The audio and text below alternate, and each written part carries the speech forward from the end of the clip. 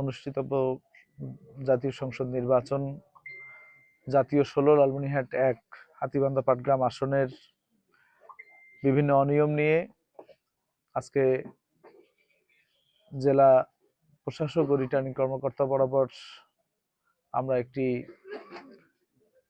আবেদন করেছি লালমনিরহাট 1 আসনের ভোট পূর্ণ গণনার জন্য। আজকের এই সংবাদ সম্মেলন অনুষ্ঠানে আমাদের মাঝে উপস্থিত আছেন বাংলাদেশ জামাত ইসলামী লালমনিরহাট জেলা শাখার সাবেক আমির অধ্যাপক আতাউর রহমান, উপস্থিত আছেন পাটগ্রাম উপজেলা শাখার সংগ্রামী আমির হাফেজ মাওলানা শোয়েব আহমেদ, সাবেক আমির মাওলানা আবুল কালাম আজাদ, সেক্রেটারি মনোয়ার হোসেন লিটন, আমার পরিবারের সদস্যবৃন্দ এবং আমার প্রাণপ্রিয় সাংবাদিক ভাইরা, আসসালামু আলাইকুম রহমতুল্লাহি ওয়া বারাকাতুহু। আমি আপনাদের মাধ্যমে আমার প্রাণপ্রিয় হাতীবান্ধা পাটগ্রামের সম্মানিত সকলকে আমার অন্তঃস্থল থেকে কৃতজ্ঞতা জ্ঞাপন করছি। পাটগ্রাম হাতীবান্ধার মানুষের ভালোবাসার কাছে আমি ঋণী হয়ে গেলাম। তারা যেভাবে আমার পাশে ছিল, আমি এজন্য তাদের সকলের জন্য মহান আল্লাহ তাআলার কাছে প্রার্থনা করি, আল্লাহ রাব্বুল আলামিন যেন হাতীবান্ধা পাটগ্রামের মানুষের ভালোবাসার এই ঋণ পরিশোধ করার তৌফিক আমাকে দান করেন। সম্মানিত উপস্থিতি, সাংবাদিক ভাইরা, আপনারা জানেন যে গতকাল সারা বাংলাদেশে এক প্রাপ্ত ফলাফলের ভিত্তিতে আমরা যেটা লক্ষ্য করছি যে 62.27% এভারেজ ভোট পড়েছে, কিন্তু পাটগ্রাম উপজেলায় কোন অদৃশ্য কারণে 83% এভারেজ ভোট পড়েছে, সেটা আমাদের কাছে প্রশ্নবিদ্ধ হয়ে দাঁড়িয়েছে। আপনারা জানেন যে আমরা বিকাল থেকে আমরা বিভিন্ন সেন্টারগুলোতে, বিশেষ করে দুপুর হওয়ার শুরু থেকেই এই ইয়াগুলো শুরু হয়েছে। কাউয়ামারি সেন্টার, শ্রীরামপুরের কাউয়ামারি সেন্টার, বানিয়াডাঙ্গি সেন্টার, বুড়িমারির কামারের হাট সেন্টার, জগৎবাড়ের টংটিংডাঙ্গা সেন্টার, এই সেন্টারগুলোতে আমাদের নেতাকর্মীদের উপর হামলা হয়েছে। আমাদের অনেক এজেন্ট বের করে দিয়েছে। আমরা সেখানে যাওয়ার পর সেগুলো আমরা তাদের এজেন্টদেরকে আমরা ঢুকিয়ে দিয়ে আসছি। তো এরপরেও আমি আমার সেন্টার পানবাড়িতে ভোট দিয়ে আমরা যখন শুনতে পারছি যে সেখানে সমস্যা শুরু হয়ে গেছে, আমি পানবাড়ি থেকে ওখানে পৌঁছি, কিন্তু প্রশাসন তখন পর্যন্ত সেখানে পৌঁছেনি।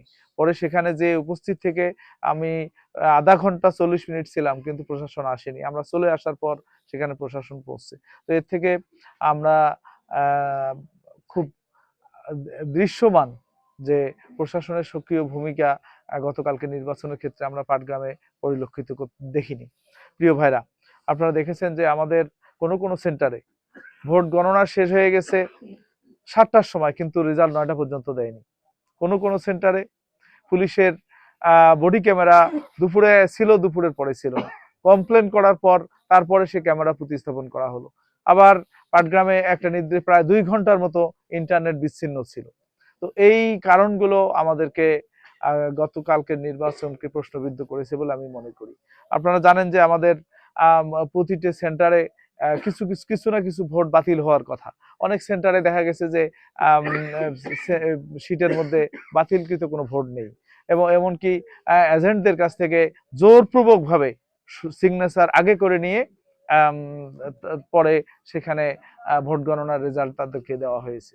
এরকম অনেকগুলো সেন্টারে আমাদের এজেন্টদেরকে জোরপূর্বক ভাবে এই রেজাল্ট শিটে সই করে নেওয়া হয়েছে, যেটা অত্যন্ত দুর্ভাগ্যজনক এবং এই নির্বাচনকে প্রশ্নবিদ্ধ করেছে। আমরা আশা করেছিলাম যে এত রক্তক্ষয়ী একটা জুলাইয়ের পর বাংলাদেশে একটি সুষ্ঠু নির্বাচন সম্পন্ন হবে, কিন্তু কিছু অসাধু কর্মকর্তা এবং কর্মচারীর কারণে আমাদের এই নির্বাচনটা সুষ্ঠু হওয়ার ক্ষেত্রে, বিশেষ করে আমার হাতীবান্ধা পাটগ্রামের ক্ষেত্রে, আমরা এই নির্বাচন পুনর্গণনার জন্য আমরা নির্বাচন কমিশনে আবেদন করেছি।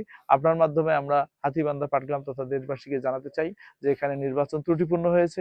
এখানে সারা দেশে যেখানে 62% হলো, সেখানে পাটগ্রামে আমার 83% এভারেজ ভোট কাস্ট হয়েছে, যেটা সেই অনুপাতে এখানে দুপুরের পর কার্যত সেখানে সেই রকম ভোটার উপস্থিতি লক্ষ্য করা যায়নি পাটগ্রামের কোথাও।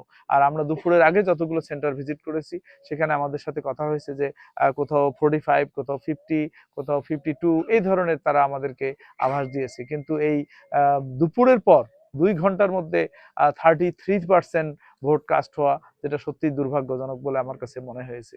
এবং এটা এভাবে ভোটাররা উপস্থিত ছিল না, সেখানে কিভাবে 33% ভোট কাস্ট হয়। তো এই সবগুলো বিষয় নিয়ে আমরা নির্বাচন কমিশনের কাছে আবেদন করেছি। আশা করি নির্বাচন কমিশন এটা পুনর্বিবেচনা করে এই লালমনিরহাট 1 আসনের পূর্ণাঙ্গ ভোট পুনরায় গণনার মাধ্যমে আমাদের এই সংশয়টা দূর করে দেবেন। এবং আমরা আশা করছি যে পুনরায় ভোট গণনা হলে আমরা একটি সুষ্ঠু রেজাল্ট, পূর্ণাঙ্গ রেজাল্ট আমরা পাবো বলে আমরা বিশ্বাস করি।